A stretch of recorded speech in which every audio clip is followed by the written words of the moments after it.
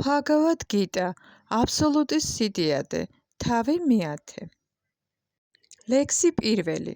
ღმრთების უზენაესმა პიროვნებამ თქვა: კვლავ მისმინე, ო მკლავმაგარო არჯუნა, ვინაიდან ჩემი ძვირფასი მეგობარი ხარ, შენ და სასიკეთოდ უფრო მეტს მოგიყვები და მოგცემ ცოდნას, რომელიც უკეთესია იმაზე, რაც აქამდე განმიმარტავს. განმარტება. სიტყვა ფაგავანის მნიშვნელობა პარაშარა მუნიმ განმარტა. ფაგავანი, ანუ ღმრთების უზენაესი პიროვნება, ისაა, ვინც აღსავსეა 6 სიდიადით, სრული ძალით, სრული სახელმოხვეჭილობით, სრული სიმდიდრით, სრული ცოდნით, სრული სილამაზითა და სრული განდეგილობით. დედამიწაზე ყოფნისას კრიშნამ 6-ვე სიდიადე გამოავლინა. ამიტომ დიადი ბრძენები, როგორიცაა პარაშარა მუნი, კრიშნას ღმრთების უზენაეს პიროვნებად აღიარებენ. ახლა კი კრიშნა ასწავლის არჯუნას უფრო საკრალურ ცოდნას, რომელიც მის სიდიადეებსა და საქმიანობებს ეხება. მე-7 თავიდან დაწყებული, უფალმა უკვე განმარტა თავისი სხვადასხვა ენერგიები და მათი მოქმედებები. ამ თავში კი არჯუნას თავის განსაკუთრებულ სიდიადეებს უხსნის. წინა თავში მან გარკვევით დაგვეხასიათა თავისი სხვადასხვა ენერგიები, რათა მისადმი ჩვენი რწმენა განემტკიცებინა. ამ თავში იგი კვლავ მოუთხრობს არჯუნას თავისი გამოვლინებებისა და 1000 სიდიადეების შესახებ. რაც მეც ისმენს ადამიანი უზენაესი ღმერთის შესახებ, მით უფრო მტკიცდება ერთგულ მსახურებაში.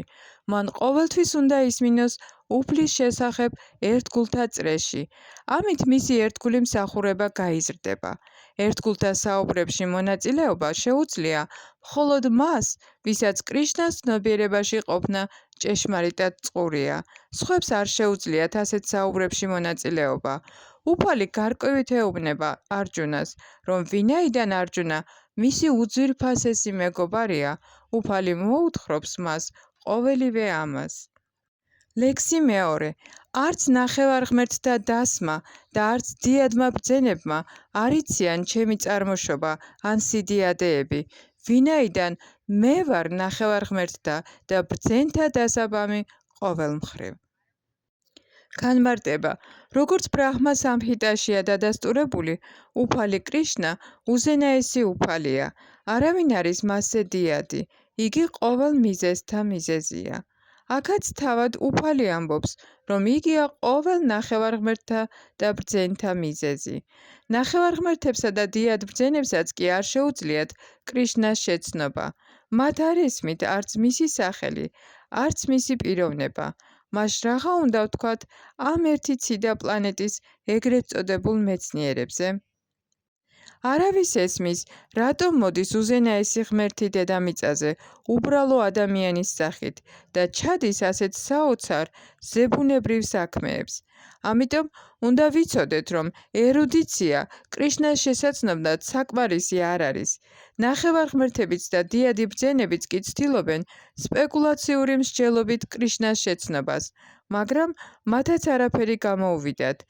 შრიმად ბჰაგავატამშიც გარკვევით არის ნათქვამი, რომ დიად ნახევარღმერთებსაც არ შეუძლიათ ღმრთების უზენაესი პიროვნების შეცნობა. აქ უფალი არაპირდაპირ მიმართავს მათ, ვისაც აბსოლუტური ჭეშმარიტების ცოდნა სურთ. მე ვარ ღმრთების უზენაესი პიროვნება, მე ვარ უზენაესი. ეს უნდა გვესმოდეს. ჩვენ შეიძლება არ გვესმოდეს მიუწვდომელი უფალი, რომელიც პირადად დგას ჩვენს წინაშე, მაგრამ იგი მაინც არსებობს. თუ კი შევისწავლით კრიშნას სიტყვებს ბჰაგავად გიტადან და შრიმად ბჰაგავატამიდან, სინამდვილეში შევიცნობთ კრიშნას, რომელიც მარადიულია და ნეტარებითა და ცოდნით აღსავსე. ღმერთის, როგორც გარკვეული, ბრძანებელი ძალის, თუ უპიროვნო ბრაჰმანის იდეა, მათაც ესმით, ვინც უფლის უმდაბლესი ენერგიის გავლენის ქვეშ იმყოფებიან, მაგრამ ღმრთების პიროვნების შეცნობა მხოლოდ ტრანსცენდენტულ მდგომარეობაში შეიძლება. ვინაიდან ხალხის უმრავლესობას არ შეუძლია ჭეშმარიტი სახით კრიშნას შეცნობა, თავისი უმიზეზო წყალობით იგი ეშვება, რათა მადლი მოჰფინოს ასეთ მოაზროვნეებს. მაგრამ უზენაესი უფლის არაჩვეულებრივ საქმეთა მიუხედავად, მატერიალური ენერგიის გავლენით, მსგავს მოაზროვნეებს მაინც უპიროვნო ბრაჰმანი მიაჩნიათ უზენაესად. მხოლოდ უზენაესი უფლისადმი ბოლომდე მინდობილ ერთგულებს უზენაესი პიროვნების წყალობითვე ესმით, რომ კრიშნაა უზენაესი. უფლის ერთგულებს არ აწუხებთ უპიროვნო ბრაჰმანის იდეა ღმერთზე, მათ რწმენასა და ერთგულებას უმალვე მიჰყავს ისინი უზენაეს უფალზე მინდობამდე და კრიშნას უმიზეზო წყალობით შეიცნობენ კრიშნას. სხვას არავის არ შეუძლია მისი შეცნობა, ასე რომ დიადი ბრძენებით ეთანხმებიან იმ აზრს, თუ რა არის ატმა, სული და რა არის უზენაესი. იგი ისაა, ვისაც თაყვანი უნდა ვცეთ. ლექსი მესამე. ის, ვინც მიცნობს მე, როგორც არშობილს, როგორც დაუსაბამოს, როგორც ყოველი სამყაროს უზენაეს უფალს, მხოლოდ ის, კაცთა შორის შეუმცდარი, განწმენდილია ყოველი ცოდვისგან. განმარტება. როგორც მეშვიდე თავშია ნათქვამი, ვინც სულიერ შემეცნებამდე ამაღლებას ცდილობენ, უბრალო ადამიანები არ არიან. ისინი მილიონობით უბრალო ადამიანზე მაღლა დგანან, რომელთაც წარმოდგენა არ აქვთ სულიერი შემეცნების შესახებ. მაგრამ მათ შორის, ვინც ჭეშმარიტად ცდილობენ თავიანთი სულიერი მდგომარეობის შეცნობას, მას, ვინც იცის, რომ კრიშნა ღმრთების უზენაესი პიროვნება, ყოველივეს მესაკუთრე და არშობილია, უდიდესი წარმატებისთვის მიუღწევია სულიერი შემეცნების გზაზე. მხოლოდ იმ საფეხურზე, რომელზედაც ცოცხალ არსებას ბოლომდე ესმის კრიშნას ზეგამგებლობა, იგი სრულიად იწმინდება ყოველგვარი ცოდვითი რეაქციისგან. აქ უფალი წარმოდგენილია აჯად, რომელიც არშობილს ნიშნავს, მაგრამ იგი განსხვავდება ცოცხალი არსებებისგან, რომლებიც მეორე თავში აღწერილი არიან სიტყვით აჯა. უფალი განსხვავდება ცოცხალი არსებებისგან, რომლებიც იბადებიან და კვდებიან, ან მატერიალური მიჯაჭვულობის გამო. განპირობებული სულები იცვლიან სხეულებს, მაგრამ უფლის სხეული უცვლელია, მაშინაც კი, როდესაც მატერიალურ სამყაროში მოდის, არშობილი რჩება. ამიტომ მეოთხე თავში ნათქვამია, რომ უფალი თავისი შინაგანი უნარის გამო არ ექცევა უმდაბლესი მატერიალური ენერგიის გავლენაში, არამედ მუდამ უმაღლეს ენერგიას განეკუთვნება. უფალი კრიშნა სამყაროს პლანეტარულ სისტემათა უმაღლესი მესაკუთრეა. იგი არსებობდა სამყაროს შექმნამდე და განსხვავდება თავისი ქმნილებისგან. ყოველი ნახევარღმერთი მატერიალურ სამყაროშია შექმნილი, მაგრამ რაც შეეხება კრიშნას, იგი არ შექმნილა. ამიტომ კრიშნა განსხვავდება ისეთი დიადი ნახევარღმერთებისგანაც, როგორებიც არიან ბრაჰმა და შივა, ვინაიდან ბრაჰმას, შივასა და ყოველი დანარჩენი ნახევარღმერთის შემოქმედია. იგი ყოველ პლანეტაზე უმაღლესი პიროვნებაა.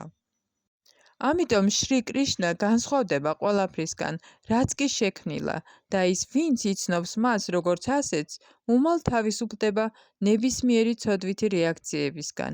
უზენაეს უფალზე ცოდნის შეძენისათვის საჭიროა ყოველგვარი ცოდვითი საქმიანობისგან განწმენდა. ბჰაგავად გიტას თანახმად, უფლის შეცნობა მხოლოდ და მხოლოდ ერთგული სამსახურით შეიძლება. კრიშნა ადამიანად არ უნდა ჩავთვალოთ, როგორც უკვე აღვნიშნეთ, მხოლოდ სულელს მიაჩნია იგი ადამიანად. იგივე აზრი აქ სხვანაირადაა გამოხატული. კაცი, რომელიც სულელი არ არის, ვისაც ღმრთების კონსტიტუციური მდგომარეობის შეცნობისთვის საკმარისი გონება გააჩნია, მუდამ თავისუფალია ყოველგვარი ცოდვითი რეაქციისგან. თუ კი კრიშნა ცნობილია როგორც დევაკის შვილი, მაშინ როგორ არის იგი არშობილი? შრიმად ბჰაგავატამში ესეც განმარტებულია, როდესაც კრიშნა დევაკისა და ვასუდევას მოევლინა, ჩვეულებრივი ბავშვის მსგავსად არ დაბადებულა.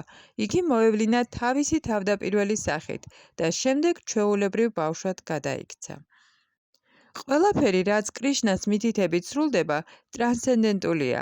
ასეთი საქმიანობა არ არის შებრალული მატერიალური რეაქციებით, რომელიც შეიძლება იყოს სასიკეთო ან არასასიკეთო. ის კონცეფცია, რომ მატერიალურ სამყაროში ზოგი რამ სასიკეთოა, ზოგი არა, მეტნაკლებად ჭკუის წარმოსახვის ნაყოფი გახლავთ. ვინაიდან მატერიალურ სამყაროში სასიკეთო არაფერი არ არის. ყველაფერი არასასიკეთოა, რადგან თავად მატერიალური ბუნებაა ასეთი. ჩვენ მხოლოდ გვგონია, რომ რაიმე სასიკეთოა. ჭეშმარიტი სიკარგე დამოკიდებულია კრიშნას ცნობიერების იმ საქმიანობაზე, რომელიც სრული ერთგულებითა და მსახურებით სრულდება. ამიტომ თუ კი გსურს ჩვენი საქმიანობები სასიკეთო გავხადოთ, უზენაესი უფლის მითითებების თანახმად უნდა ვიშრომოთ. ეს მითითებები მოცემულია ისეთ ავტორიტეტულ წერილებში, როგორიცაა შრიმად ბჰაგავატამი და ბჰაგავად-გიტა, ან ჭეშმარიტი სულიერი მოძღვარი გვაწვდის მათ. ვინაიდან სულიერი მოძღვარი უზენაესი უფლის წარმომადგენელია, მისი მითითებები უშუალოდ უზენაესი უფლის მითითებებს წარმოადგენს.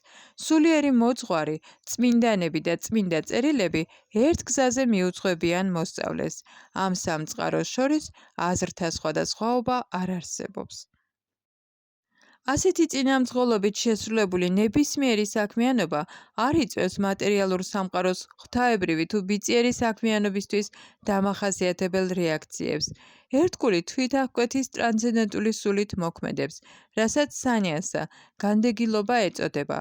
როგორც ბჰაგავად-გიტას მე-6 თავის პირველ ლექსშია ნათქვამი, ის, ვინც მოვალეობის გამო მოქმედებს, ვინაიდან ასე უბრძანა უზენაესმა უფალმა და ვინც არ აფარებს თავს, თავის ქმედებათა ნაყოფებს, ჭეშმარიტი განდეგილია. ჭეშმარიტი სანიასა, განდეგილი და იოგია ის, ვინც უზენაესი უფლის მითითებების თანახმად მოქმედებს და რა ის, ვინც სანიასისა თუ ფსევდო იოგის სამოსელშია გამოწყობილი.